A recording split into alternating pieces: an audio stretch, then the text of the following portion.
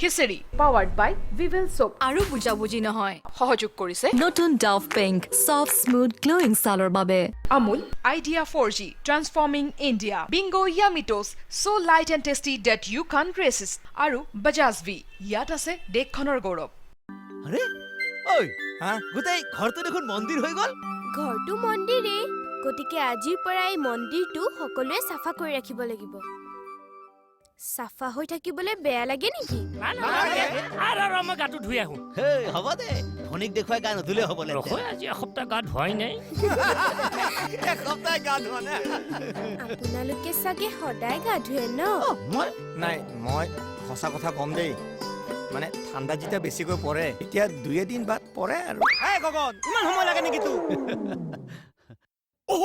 মোৰ দেখোন অফিচলৈ দেৰিয়ে হ'ল বছে আজি মোক ফালিব মই আহিছো হা ইউবা কেইদিন গা ধোৱা নাই আৰু আপুনি মই দেখাত মোক গা নুধুৱা যেন লাগে নেকি দেখাততো নালাগে কিন্তু গোন্ধাইছে এই ৰগন বদন ঐ ধুইয়া ক'ত ৰখি আছ এই মোক যে কৈছে তই নিজে ধুই নাহ কিয় তই সেই গা ধুবলৈ আগতে ওলাই আহিছ তেৰি মই এনেহে ওলাই আহিছোঁ ঐ তই ধুচোন যা মোৰ অফিচ এনেই দেৰি হৈছে আজি বছে মোক ফালিব চাকৰি থাকে নে নাই ক'ব নোৱাৰো আহিছো দেই চাচোন ই কাটি খাইছে এই ঠাণ্ডাত কেনেকৈ গা ধুবি কচোন এটা কাম কৰোঁ দে অলপ পানী হাতত লৈ মাথা চাটা থিয়াই ৰুমৰ ভিতৰলৈ যাওঁ মাইকেলে কি কৈছা ধুলি নে নাই ধোৱা এটাইও হে মোৰ ঠাণ্ডাটো এনেও বেছি বগা মানুহ যে তই দুটাই যা তই দুটাই অলপ চাফা চুফা হ মই বগা মানুহটো মোক গম নাপায় লেতেৰা হ'লেও হে তেৰি ধুলে কেলে গধুম তাক ফাঁকি মাৰ নহ'ব ধুম বুলি কৈছিল নাই তই যা আগত যা ঐ সোনকালে কৰ ঐ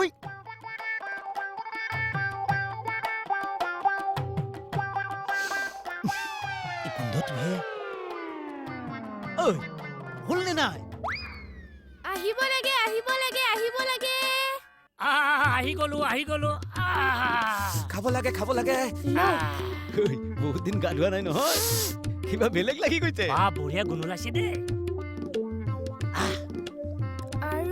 আৰু বিৰুদা ক'ত গ'ল সি অফিচ গ'ল নহয় তই খাই দে সেইখিনি ওপৰলৈ সেৱা কৰিলা এই আগতে সেৱা কৰি ল টেষ্ট কৰি চাইছো ভাততো সেৱা দে আজি গাটো পাতল পাতল লাগিছে অ মাই কেনেকুৱা হৈছে বা বঢ়িয়া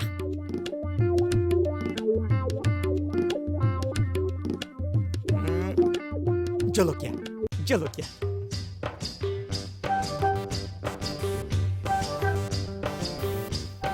বঢ়িয়া বনাইছা হে এই জলকীয়া নাই অলপ বজাৰ চজাৰ কৰিবি ঘৰখনত আমি আমাৰ ফালৰ পৰা যিমান পাৰো চেষ্টা কৰি আছো আমি যেতিয়াই আহোঁ আপুনি দিয়ক আমিও ৰেহাই পাম চৰি ছাৰ মইতো ক'ব খোজা নাছিলোঁ আচলতে আমাৰ ছোৱালীজনী হেৰাই যোৱাৰ পাছত আমি মেণ্টেলি অলপ ডিষ্টাৰ্ব হৈ পৰিছোঁ নিজৰ ল'ৰা ছোৱালী নথকাৰ বাবে তাইকে নিজৰ কৰি লৈছিলোঁ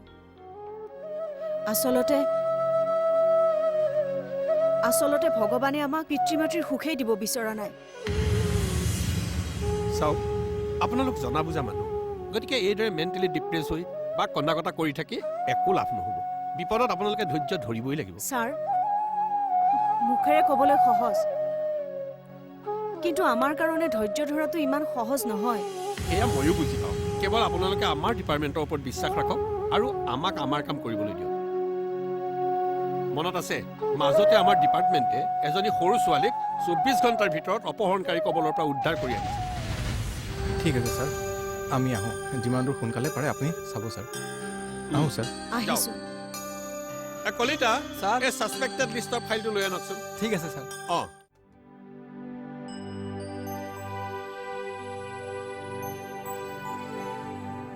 আকাশৰে নীলাই পৃথিৱী হাবতে জোনাকে হাবতে সাগৰ ফুলে ফুলে আজি হাবতা হাবতে দিয়া পৰশ মৰমৰ আকাশৰে মাইকেল মাইকেলহঁতৰ ঘৰত ইমান ধুনীয়াকৈ কোনে গান গাইছে বাৰু? আলহী আহিছে নেকি? নে ৰেডিঅ'? মাইকেল, অ' মাইকেল, বদন, অ' গগন, দাদাহঁত ঘৰত নাই। তুমি কোন? নমস্কাৰ, মই জোনালী। তুমি কাৰ ভণ্টি? মই সকলোৰে ভণ্টি। সকলোৰে ভণ্টি মানে? বদন দাদাই মোক ৰাস্তাত পাই লৈ আহিছিল। একেদিন তুমি ইয়াতে আছা, অথচ মই একো গমেই পোৱা নাই। আৰু ইহঁত কেইটাও মোক একো কোৱা নাই নহয়। তোমাৰ আচল ঘৰ ক'ত? গাঁৱত। গাঁৱত? ইয়ালৈ কেনেকৈ আহিলা?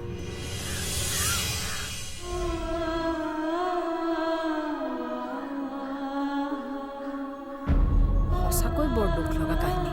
হয় বাইদেউ, দেখিবলৈ বৰ মৰম লগা ছোৱালী। আৰু সেই মৰম লগা ছোৱালীজনীক মোৰ ৰাতিখন কেনেকৈ এৰি আহোঁ কওকচোন?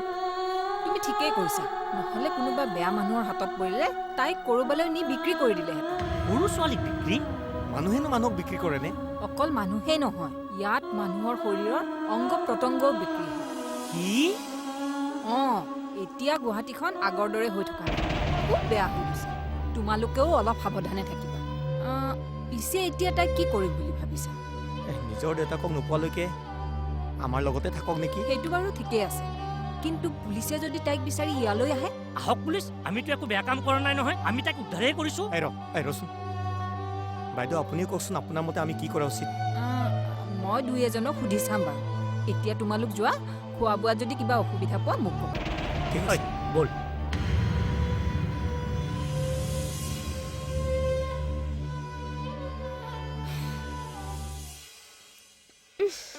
ছি ছি ছি, ইমান বেয়া গোন্ধ। কাপোৰবোৰ নোধোৱে নেকি?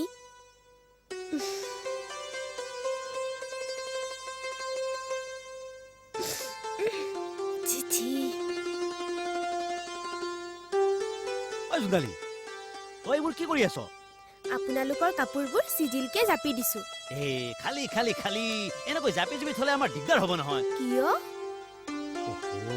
আমাৰ খেলি মেলি জীৱন, গতিকে খেলি মেলি হৈ থাকিলেহে কাপোৰ বা বস্তুবোৰ বিচাৰি পাওঁ।